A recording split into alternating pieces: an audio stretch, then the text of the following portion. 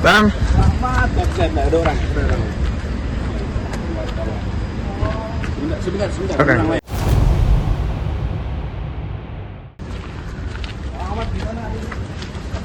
Bang, hadirkan siapa aja mungkin Bang hari ini Bang? Dan hari ini gimana Bang Ahmad? Ada berapa saksi mungkin Bang? Ini kenapa sih? Bang sama kita tuh. Gimana nih Bang hari ini pembuktian nih Bang? Seperti apa nih? Maaf ya. Sidang cerai influencer Tasya Farasya kembali digelar di Pengadilan Agama Jakarta Selatan. Sidang beragendakan keterangan saksi dari pihak tergugat Ahmad Assegaf. Lantaran sidang digelar secara tertutup, tak banyak keterangan yang diperoleh atas jalannya sidang. Bahkan suami Tasya sendiri yang hadir kemarin memilih bungkam dan menghindari awak media saat dimintai keterangan. Ini kenapa sih? Bang sama kita tuh. Gimana nih Bang hari ini pembuktian nih Bang? Seperti apa nih?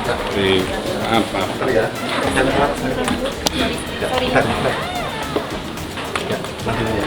Oke. Ya teman-teman semua, tadi kita udah sidang. Agenda hari ini adalah pembuktian dari tergugat. Saksi ada dua, satu ada sepupunya dari tergugat, satu lagi ada bagian operasional dari pembangunan rumah. Itu sih. Soalnya ini kan sebenarnya sidangnya tertutup, jadi kita nggak terlalu terbuka lah mau nyampein apa-apa. Mungkin kalau ada yang tanya bisa kami jawab, selama masih dalam koridor akan kami jawab. Pihak Tasya menyatakan bahwa keterangan saksi dari pihak tergugat terkait pembangunan rumah justru bukanlah inti dari gugatan utama kliennya. Namun hal tersebut justru menguatkan semua dalil gugatan Tasya. Apakah ini justru menjadi titik terang indikasi adanya penggelapan dana yang diduga melibatkan suami Tasya sesuai alasan gugatan Tasya pada 12 September lalu? Dalil gugatan kita ini kan sebetulnya bukan masalah rumah, ya kan. Cuma yang dihadirkan ya kita, ini kan haknya dari tergugat.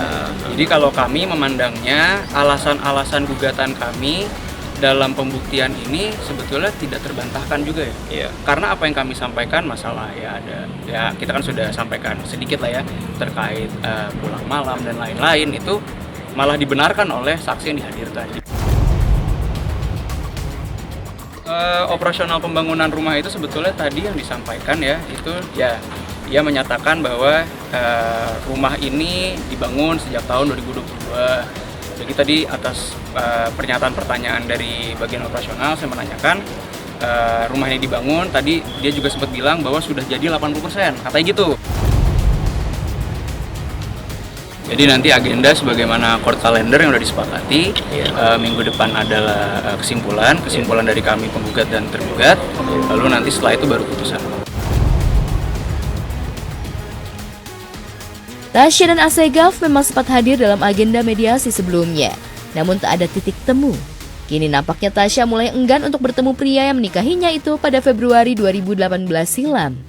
Lewat postingan akun media sosialnya, ibu dua anak ini justru menunjukkan bahwa dirinya sibuk photoshoot.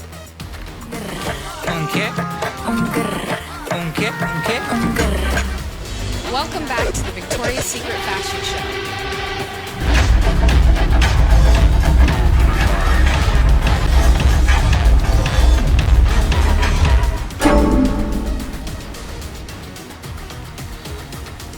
Kejar target jadi janda dan ogah drama panjang, Tasya buktikan dirinya tetap jadi perempuan mandiri. Beberapa kali sidang digelar, terungkap fakta yang justru bikin sang suami panik. Mulai dari dugaan penggelapan dana, tak ada nafkah, Assegaf sudah talak sebelum cerai, dan yang paling mengagetkan adalah gugatan nafkah hanya Rp100. Tentu saja ini adalah simbol yang terkesan bikin Assegaf mati gaya. Dan kita dari awal udah tahu masing-masing kayak nggak mungkin banget gue nikahin Tasya terus gue nyuruh Tasya nggak kerja, itu udah nggak mungkin gitu. Kayak itu udah bahkan kita nggak pernah discuss itu sih dari awal. Tapi adakah kesepakatan Tasya dan suami sebelum menikah terkait urusan karir dan finansial keluarga? Karena yang terjadi kini, gugatan Tasya sepertinya tak jauh dari urusan finansial. Number one value sih menurut aku. Value yang dipegang itu tuh penting banget untuk pasangan tahu sebelum mereka tuh menikah gitu. Karena itu tuh yang paling, kalau sisanya banyak yang suka bilang kan kalau udah nikah ntar berubah lagi, dan aku awal tuh nggak percaya ya.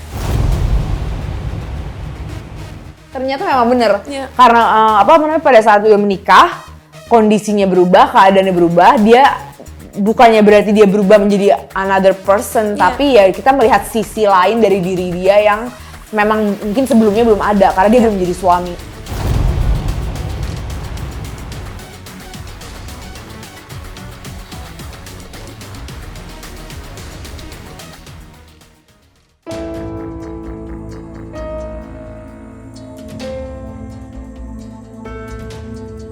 Belum juga hilang ingatan publik terkait dugaan hingga pengakuan Julia Prastini alias Jule soal selingkuh, publik kembali heboh.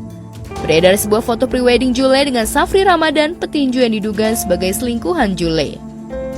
Belum bisa dipastikan siapa perempuan yang mukanya ditutupi dalam foto prewedding itu. Ragu-ragu dan malukah?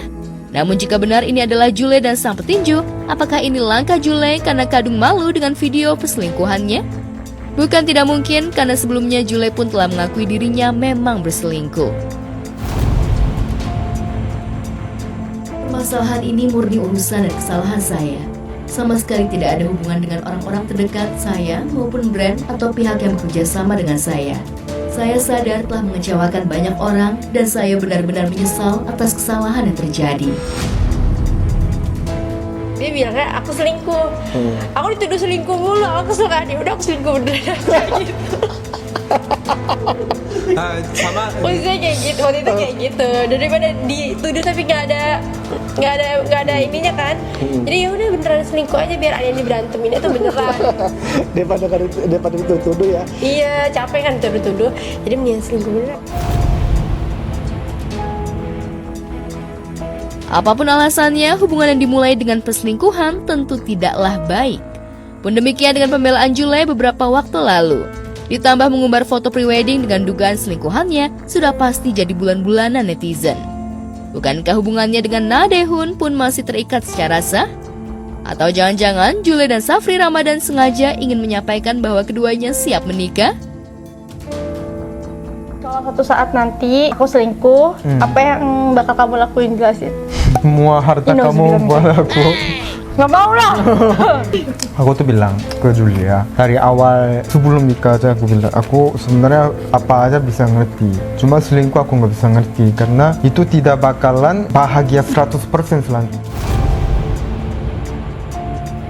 Siap dengan hujatan netizen yang pasti makin sadis nih.